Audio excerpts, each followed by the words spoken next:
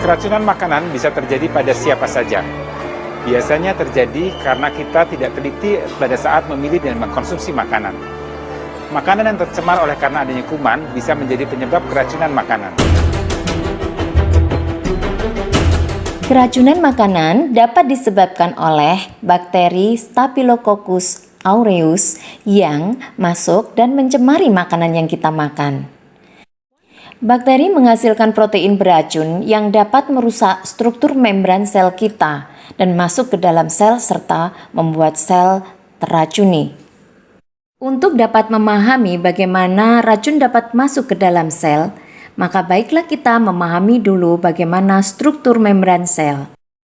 Baiklah, marilah kita kaji lebih dalam bagaimana struktur dan fungsi membran sel, serta bagaimana bakteri dapat mengakibatkan keracunan pada sel.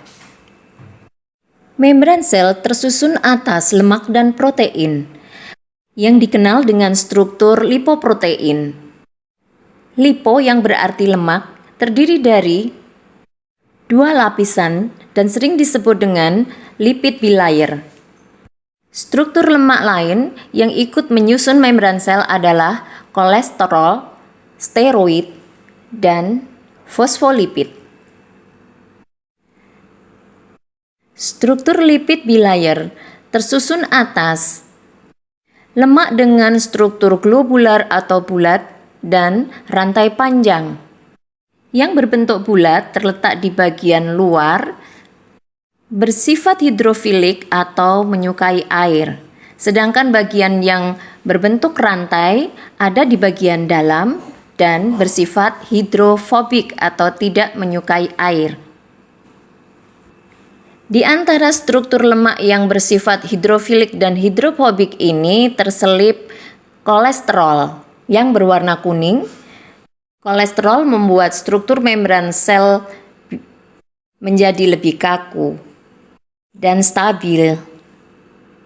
Pada suhu tubuh sekitar 37 derajat pada suhu normal, membran lipid bersifat cair dan kolesterol yang tersisip di antaranya akan membuat membran sel menjadi lebih stabil.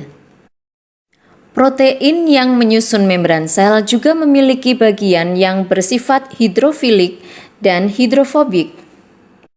Ada dua macam protein pada membran sel, yaitu protein integral dan periferal. Protein integral adalah protein yang memiliki permukaan hidrofobik yang menembus membran sel dan bagian yang hidrofilik menyembul pada permukaannya. Protein integral dikatakan sebagai protein transmembran karena dapat menghubungkan antara cairan yang ada di luar sel dan di dalam sel.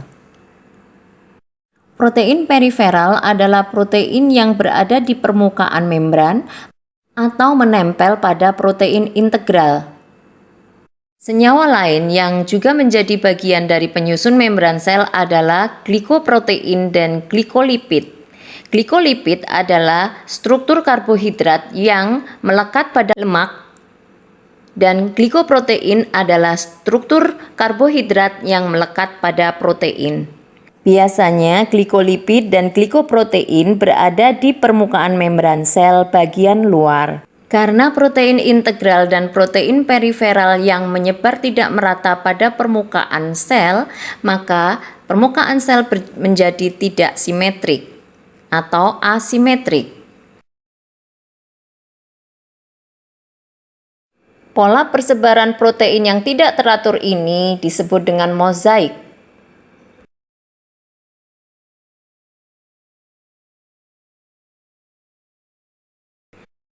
Teori membran sel model mozaik cair menunjukkan bagaimana protein dapat bergerak-gerak di antara struktur lemak. Setelah kalian mempelajari tentang bagaimana struktur membran sel, marilah kita bahas bersama bagaimana toksin yang diproduksi oleh bakteri dapat masuk ke dalam sel. Toksin yang dihasilkan oleh bakteri akan berkumpul di permukaan sel dan membuat lubang.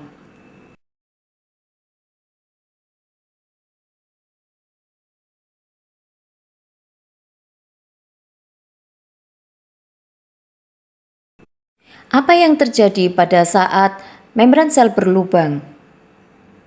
Marilah kita kembali kepada fungsi dari membran sel. Membran sel merupakan pelindung bagi sel.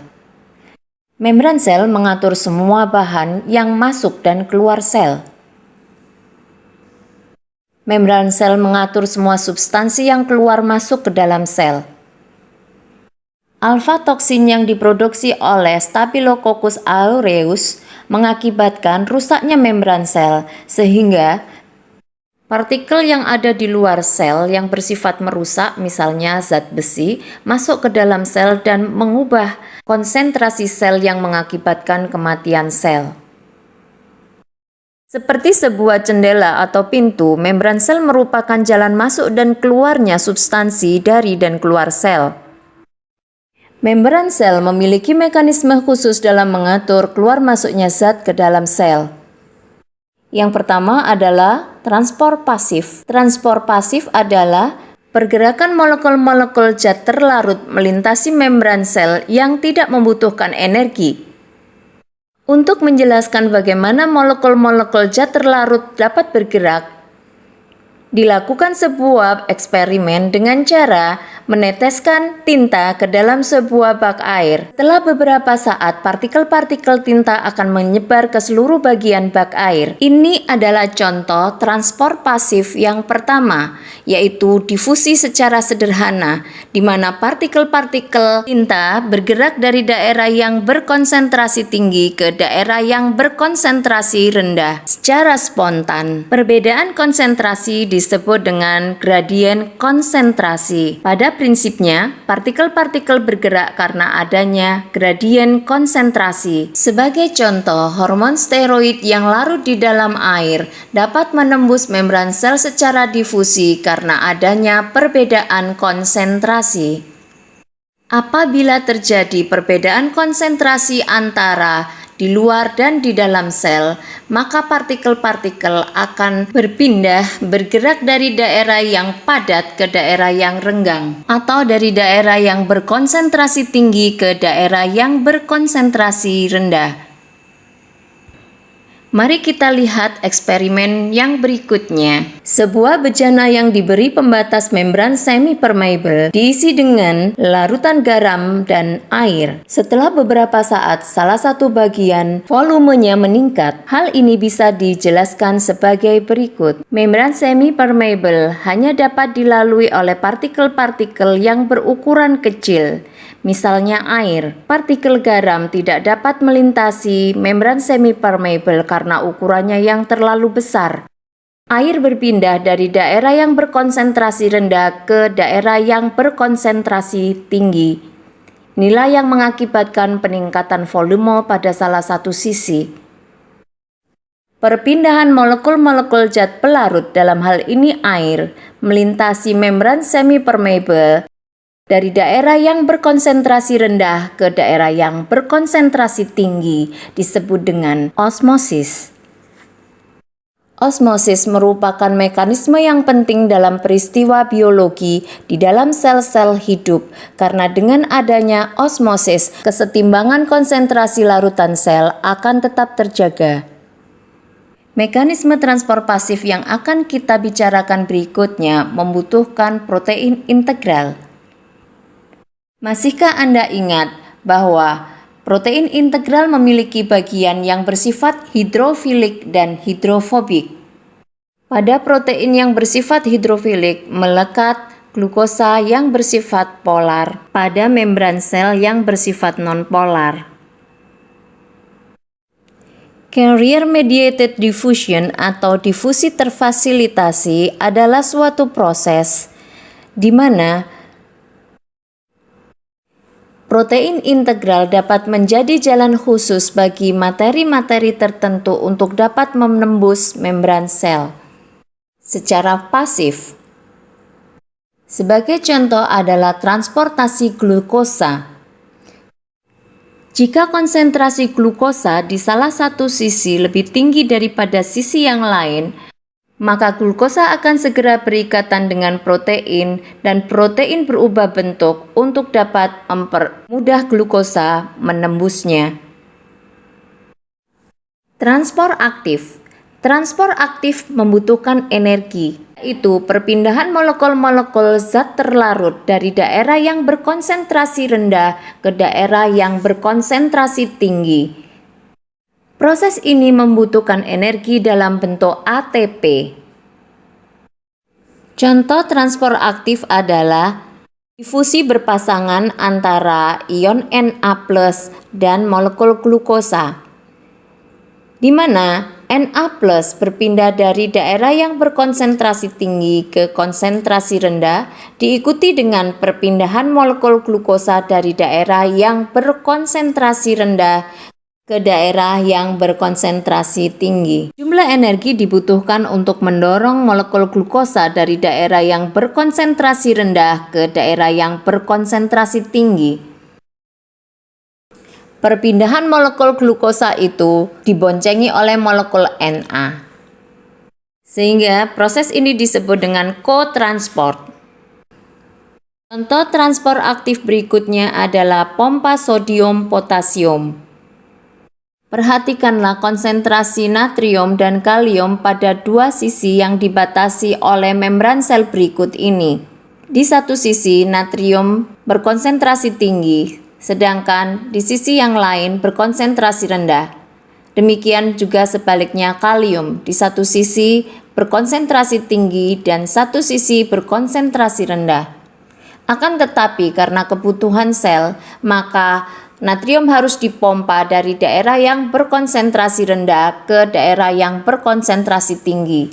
Demikian pula dengan kalium yang harus dipompa dengan arah yang berlawanan. Karena perpindahan molekul-molekul Na dan K ini melawan gradien konsentrasi, maka diperlukan sejumlah energi dalam bentuk ATP. Kalian dapat membayangkan bagaimana toksin dapat merusak sel. Ketika Na dan K hanya dapat memasuki atau keluar dari sel dengan menggunakan transport aktif. Karena adanya alfa toksin yang membentuk lubang pada membran sel, mengakibatkan Na dan K masuk dengan bebas ke dalam sel dan mengakibatkan kematian sel. Transport molekul-molekul besar. Molekul-molekul berukuran besar masuk ke dalam sel dengan cara endositosis, yaitu suatu proses di mana sel akan mengambil molekul besar dengan cara terdapat 3 macam endositosis.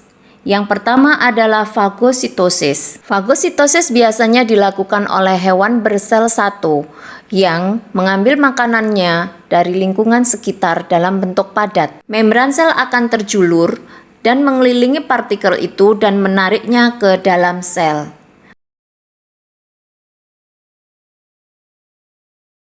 Untuk selanjutnya, organel sel yang berisi enzim pencernaan akan bergabung dan kemudian mencerna bahan yang berasal dari luar tubuh itu. Kedua adalah pinositosis. Pinositosis terjadi apabila partikel yang berasal dari luar itu berbentuk cairan. Dengan cara yang sama, cairan akan dicerna oleh organel sel yang berisi cairan pencerna.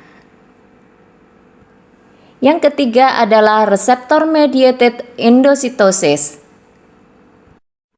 Membran sel memiliki reseptor khusus yang hanya dapat dikenali oleh zat-zat yang khusus pula. Sebagai contoh adalah sel limfosit yang bertanggung jawab pada sistem imunitas tubuh. Sel limfosit berfungsi untuk membentuk antibodi. Antibodi hanya dapat membunuh satu jenis antigen saja karena adanya reseptor mediated yang bersifat spesifik. Terakhir adalah ektositosis. Sebagai kebalikan dari endositosis, hormon biasanya dikeluarkan dengan cara ini. Hormon dikeluarkan oleh sel-sel kelenjar endokrin dan dibutuhkan oleh bagian tubuh yang lain. Enzim-enzim yang terikat pada membran sel tidak hanya sebagai pentransport molekul-molekul dari luar dan ke dalam sel, membran sel juga berfungsi sebagai tempat menempelnya enzim-enzim yang berfungsi di dalam proses metabolisme. Enzim bersifat sebagai katalis atau mendorong reaksi-reaksi kimia. Banyak sekali enzim yang berfungsi dalam reaksi kimia menempel pada membran sel. Enzim yang berperan dalam proses pompa natrium dan kalium memecahkan ATP menjadi ADP sebagai sumber energi terdapat di dalam membran sel. Jumlah enzim yang berfungsi dalam proses fotosintesis menempel pada membran tilakoid yang ada di dalam kloroplas. Demikian pula enzim-enzim yang berperan dalam proses respirasi menempel pada membran dalam mitokondria. Beberapa protein membran berfungsi sebagai penerima informasi dan melanjutkan informasi itu ke dalam sel. Protein integral yang menyembul pada bagian luar permukaan sel mengandung reseptor yang peka terhadap sinyal kimia tertentu, misalnya hormon. Hormon akan berikatan pada bagian reseptor protein integral. Bersamaan dengan itu, protein integral akan mengirimkan sinyalnya menuju ke sitosol. Proses ini disebut dengan signal transduction, yaitu sebuah proses di mana sinyal rangsangan ekstraseluler dirambatkan melalui membran sel menuju ke sitoplasma. Sinyal ini akan merangsang serangkaian proses metabolisme di dalam sel. Sebagai contoh, hormon glukagon yang mengisyaratkan pada sel tentang rendahnya kadar glukosa di dalam darah. Sinyal yang dikirimkan oleh hormon glukagon ini akan memicu serangkaian proses pemecahan glikogen menjadi glukosa untuk segera dikeluarkan ke dalam peredaran darah, sehingga kadar gula di dalam darah menjadi meningkat. Penjelasan mengapa aflatoksin menjadi sangat berbahaya adalah karena lubang yang dibentuk oleh alfa-toksin ini mengakibatkan masuknya kalsium ke dalam sel. Jika ini terjadi pada sel-sel usus kita, akan terjadi kekacauan metabolisme di dalamnya dan mengakibatkan mual, muntah, dan pusing, serta kram pada perut. Demikianlah anak-anak, sekarang kita mengetahui apa saja fungsi membran sel bagi tubuh kita. Yang pertama adalah sebagai barrier atau pelindung. Yang kedua adalah mengontrol pergerakan substansi keluar masuk zat. Yang ketiga adalah mengkatalisis reaksi biologi di dalam tubuh karena adanya sejumlah enzim yang menempel di dalamnya. Yang keempat adalah menyampaikan sinyal yang membawa perintah untuk melakukan proses reaksi kimia di dalam sel. Anak-anak, demikian pembahasan kita pada hari ini tentang struktur dan fungsi membran sel. Semoga membawa manfaat.